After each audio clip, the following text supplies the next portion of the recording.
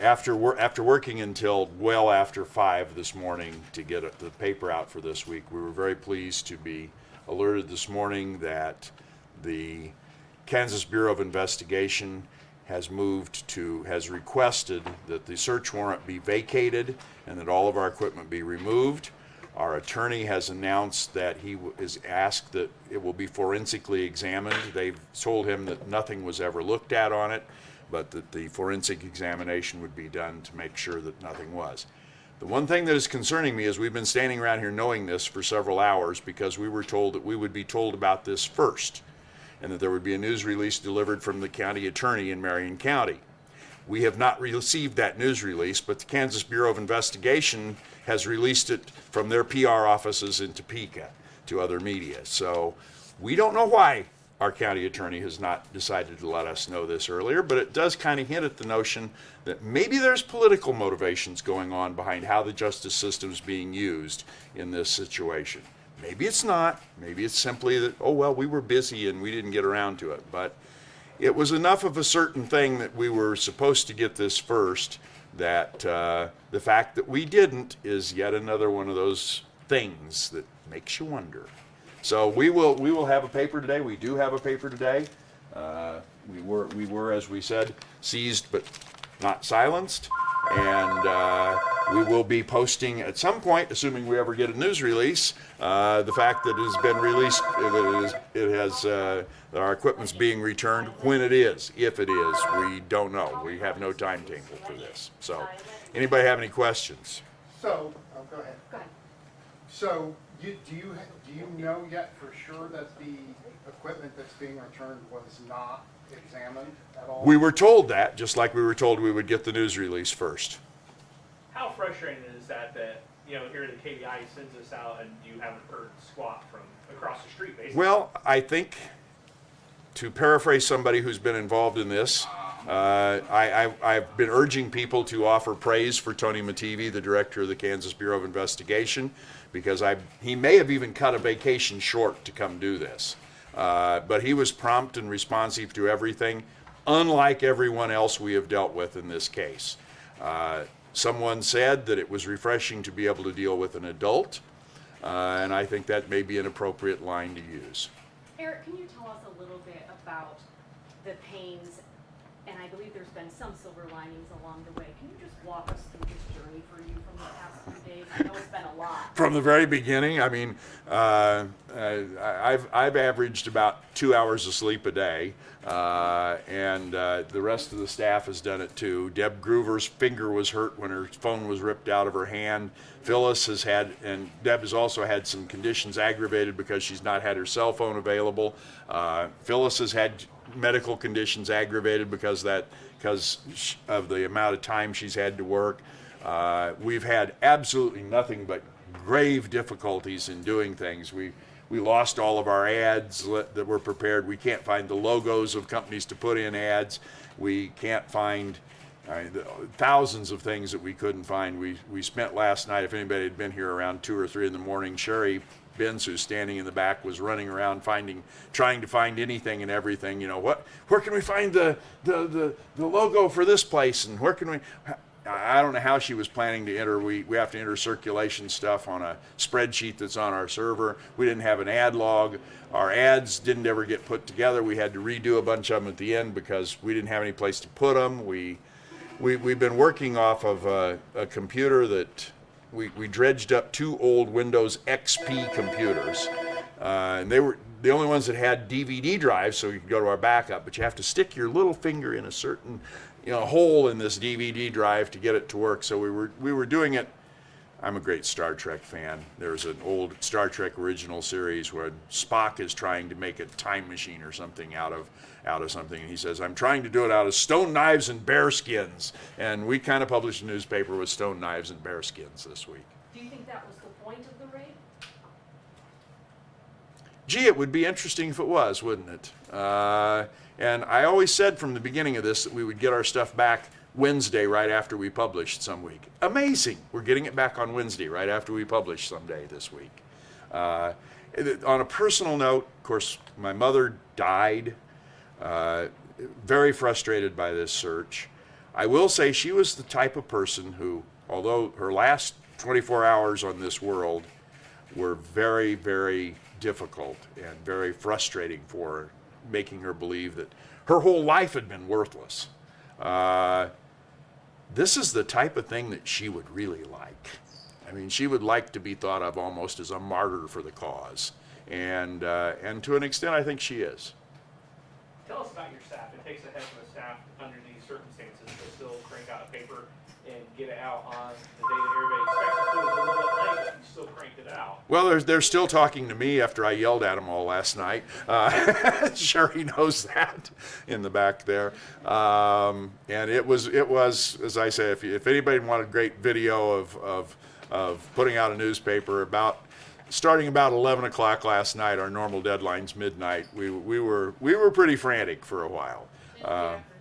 Yeah. Wednesday night and Tuesday afternoon. Yeah.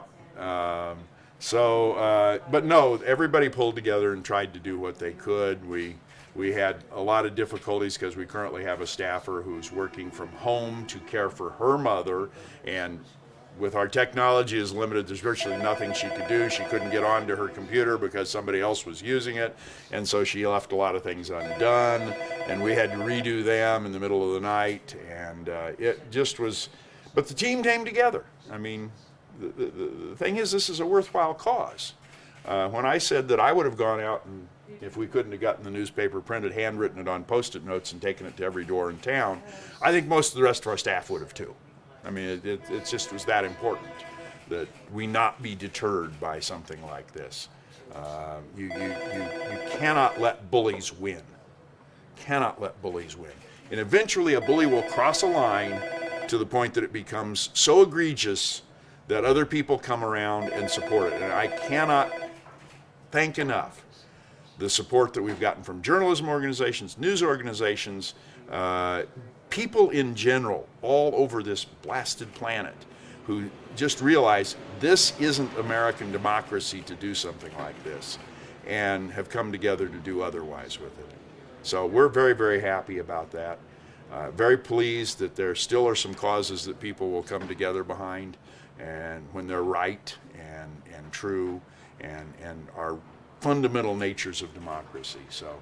Tell me what you think it means that the validity of the way that the equipment is being returned when the KBI announced that they're not going to use any anything garnered in the raid. Well, the key development came Monday when KBI took over the case, because we felt a lot more comfortable with the KBI having our items than local police who might or might not have personal agendas that they were wanting to follow. So the KBI at that time had told our attorney that they promised that no one would look at it until they conducted a review, which they said they would do on Wednesday, and in fact they did do it on Wednesday. We had some reason to hope that that would happen, and it did. So we've been relatively comfortable with, I mean, as comfortable as you can be with it, and we assume that nothing happened over the week, and I guess ultimately I have to trust the KBI. So that's interesting, because they apparently don't want us to trust us, you know. Well, but did they take the equipment, the phones and the computers, did they actually take them out of Marion? Not, at least according to what our staffers who had trackers on their phones said, that they were in a trailer either behind the sheriff's office or behind the county attorney's office, which are a half a block apart. And I don't know how accurate the GPS is. It could be one or the other. But so we believe they sat there all that time. One of them said that they thought it moved once.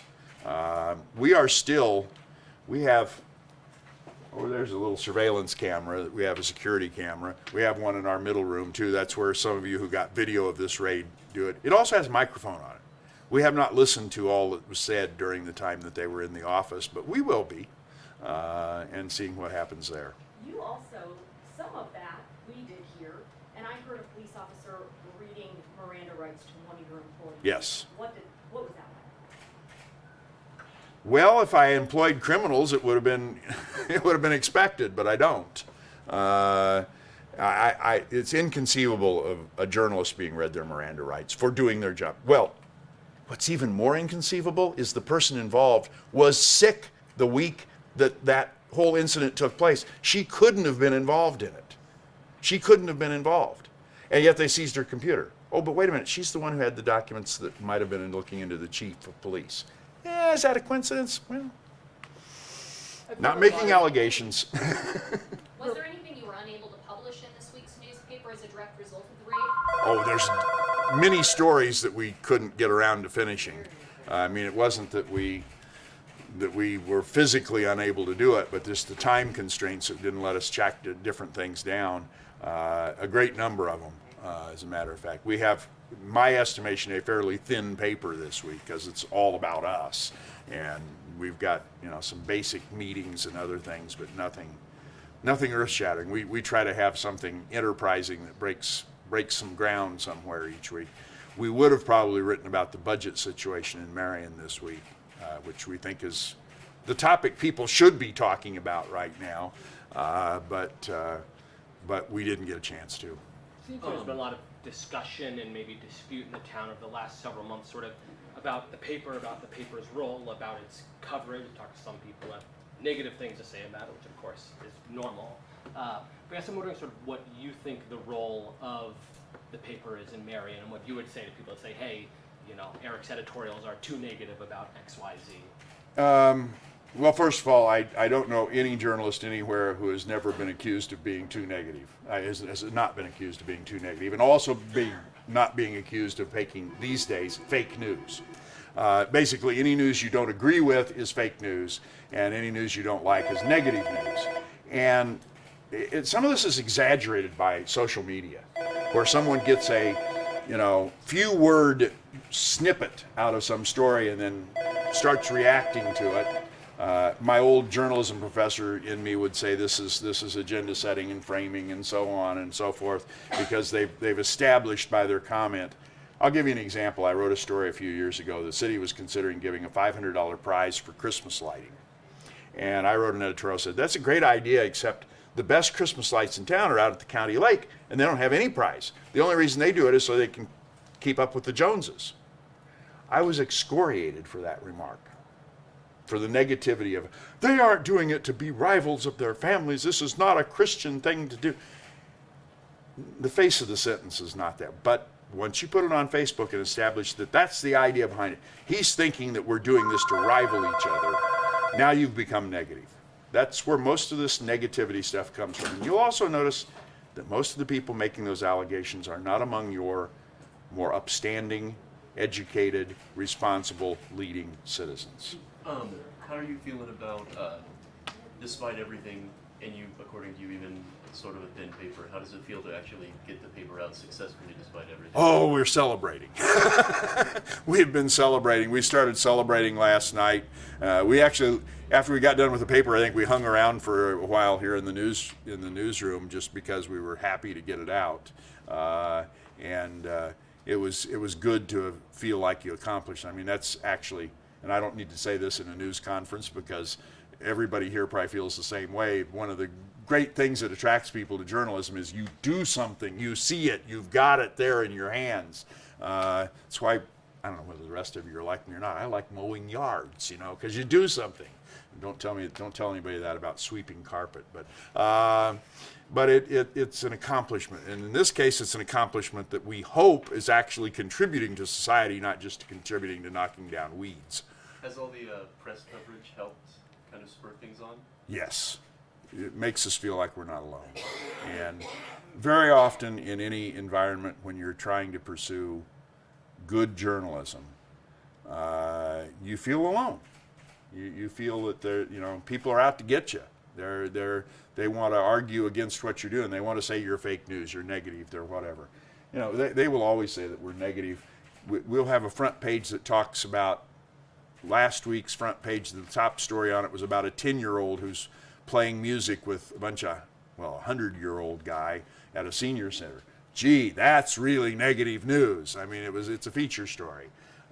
We had several feature stories, but we became a negative newspaper because of one of our stories. And we have lots of stories. Some of them are good, some of them are bad. I like to tell people our main goal for what's news is what's surprising. And if more things are surprising negatively, that's actually probably a good thing, because it says that most of the time good things are not surprising. Negative things are surprising, and so you want to address them. And as a good friend, if you've got a good friend who's getting ready to go to a job interview and they have a piece of spinach stuck in their teeth, you want to tell them the truth. You're not being negative and saying, I'm picking on you because you got spinach in your teeth. You do something about it. That's what journalism is trying to do, is let people in the community. We don't tell you what to do. We just say, hey, here's this situation. You want to do something about it? If you don't, well, personally, politically, I may not vote for you, but I'm not gonna do something negative for you. But it's your choice. We give you the information. You decide what to do with it. Are you guys going to make any changes to the record as a result of this rate, or is it just Absolutely not. You haven't had time to think about tomorrow, but what does tomorrow hold for you? What's the plans for you now that? Tomorrow I get to download about 5,000 emails and make sure they get sorted into our system properly. And I'm not kidding when I say 5,000. We've had 2,000 new subscription orders that have come in. They come in by email. And we've had more than that, various messages of support and requests from reporters to conduct interviews. And then all the regular stuff that we get, the 7 copies of how the governor's celebrating National Rhinoceros Day or whatever it is. We've got to go through all that and get everything back up, assuming that our computers pass the forensics exam and can be put back up. So it'll be quite a bit of work just re-enabling that. Then it's going to get back to the business of covering news. And you do not sound like your news coverage is going to change one bit. No. Get softer or. No, we may have found a few topics that we want to investigate further as a result of this. We thought that Carrie Newell doesn't have a driver's license and didn't have one for 14 years. She took over a restaurant in February, and she's still operating under the liquor and restaurant license of her predecessor in that restaurant, and the licenses, we believe, in Kansas are not transferable. So we may look into that. What do the extra 2,000 subscribers for your paper mean? A lot of work for Sherry Bentz, wherever she is here, and actually for Nicholas, if he knows it yet. They aren't people who really are wanting to read our paper. It was a way to contribute to us. We've got an ad this week in SPJ. Yes, we've got a full-page ad from them, but we've also got an ad, a half-page ad from. If I can find it, we have a half-page ad from there. Where is it?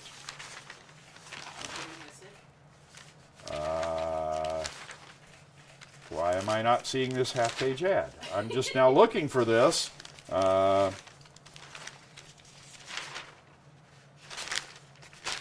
we're gonna have to look at that. It was from a gallery in an art gallery in New Mexico. They aren't doing business here. They just wanted to support us, but they may not have done it because we may have somehow lost it in our production last night. I haven't even looked at the paper yet that came off the press. So, How many subscriptions did you have before the 2,000 came in? our press run was about 4,000. It's a little hard to say because we're actually technically running 3 papers under one press run right now, and if you add up the numbers from our postal reports or the press association thing, it will actually come to more than 4,000, but there were some that got all 3 papers or 2 of them or something like that. Bernie told us yesterday that gleefully, that he was tracking where your items were because one of them had a tracker on. Yeah. Can you talk to us about what that was like watching that, and what was the movement like? Well, Deb Groover did it, and she's not here today. This is her day off, but I think she may be heading up. But I just talked to her on the phone. I don't know. I haven't seen the tracking going on it, so. For a lot of Kansans, when we talk about Marion, it's usually debating on what's better fishing, the reservoir or the county lake. How disappointing is It's the it? county lake, I'll tell you. But. Oh, I how disappointing is it now that for the past, several days now, the big talk about Marion is just this whole fiasco. That actually is the single most frustrating thing about this, other than the assault on the First Amendment and the Fourth Amendment and the Fifth Amendment. But, the reason I came here is to do something for my hometown. I was born here. My mother lived here all her life. I've been involved in this town and trying to do something positive for it, which makes all these comments about negativity. Somebody wrote, he came back to destroy the town. No, I came back to help the town, not destroy it. And it really upsets me that it is getting negative publicity, that people do think this is some backwater, corrupt hellhole of a local government. And sometimes there are hellholes of local government or corruption or whatever else, but you deal with it. You don't condemn the entirety of something just because of the actions of a few people who temporarily happen to have power. Do you have a message for the police locally here? Well, I would have said, after I sent you the letter a week before your raid and offered to help you in finding anything that you wanted, it would have been nice if you maybe had talked to me rather than come and raid my place. We're still willing to. We will continue to cooperate in any given way. The document, by the way, that they were supposedly looking for was sitting on my desk about 30 inches from the computer they took. They left it there.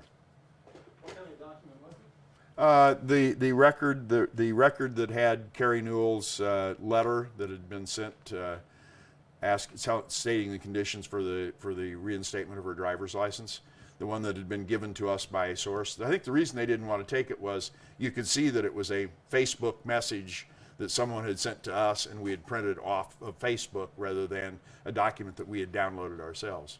So it's very interesting that all of you reporters who have been around here, most of you have talked to more than just me or more than just whatever.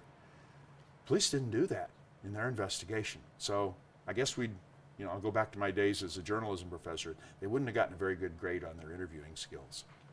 You told me earlier in the week that maybe they thought they could come into Little Weekly newspaper and kick it around. Yeah. Did you make your point? Well, I think any weekly newspaper needs to be able to make that point. We're lucky enough to be in a financial situation with growing circulation and growing ad revenue and an owner who doesn't really care about money. I should never say that too loudly because people say, well, give me a free ad then. We have a staff that's very experienced, including myself, and we're going to take crap. Now, I don't know if that's true everywhere in the country. It needs to be. It needs to be. And hopefully these other places will also see that, if you run into trouble, there are other people who can help you out. Thank you, Eric.